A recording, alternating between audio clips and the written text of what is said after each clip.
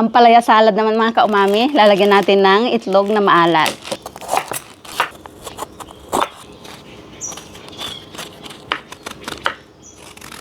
Hiwain natin ng maninipis.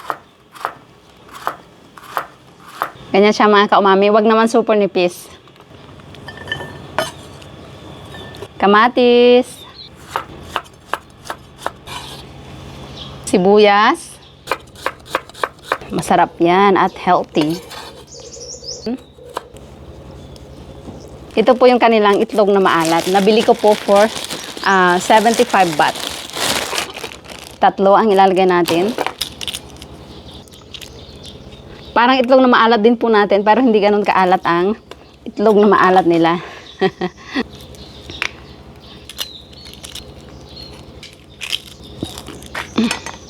Okay. Tinang kaunting bitsin. Huwag niyong gayahin kung hindi po kayo nagbe-betsin. Ting paminta. Haluin natin. Ayan ang araw kanina. Umaambon-ambon. Mas masarap po yan pag hinalo gamit ang kamay. Para mag-incorporate talaga yung mga flavor nila. Dito ko lang natutunan na pwede pala ang hilaw na ampalaya. Okay. Tikman natin.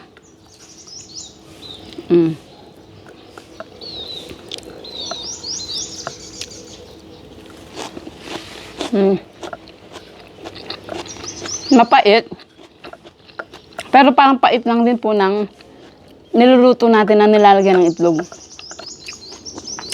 Masarap. Tsaka dito po sa Thailand, maraming dishes na kinikilaw po talaga ang ampalaya kasi kaya nasanay na ako.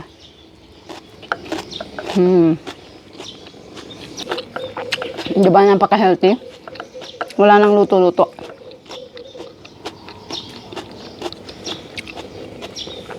At ang ganda ng pagka-crunchy niya.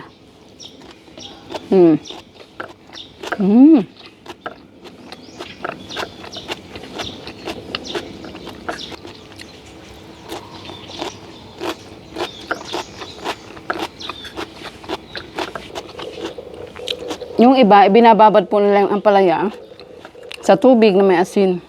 Pero ako okay lang kahit din na.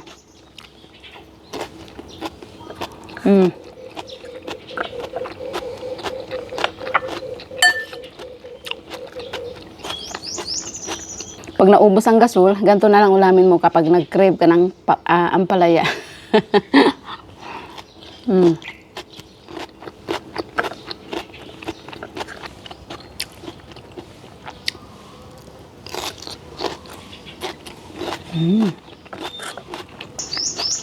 Alam mo yung sobrang pait niya. Pero may taglay na tamis. Kaya natatalo yung pait.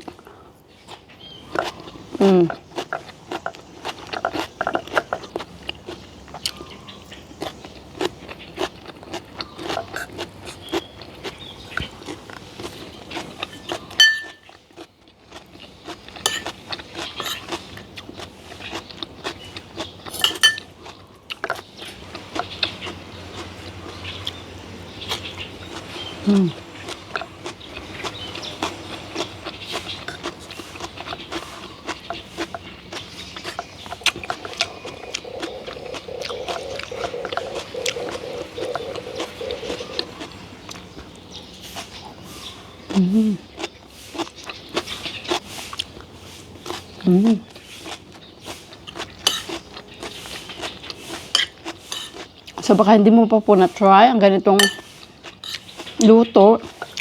Hindi pala luto. Ampalaya salad. Subukan mo na. Baka magustuhan mo rin.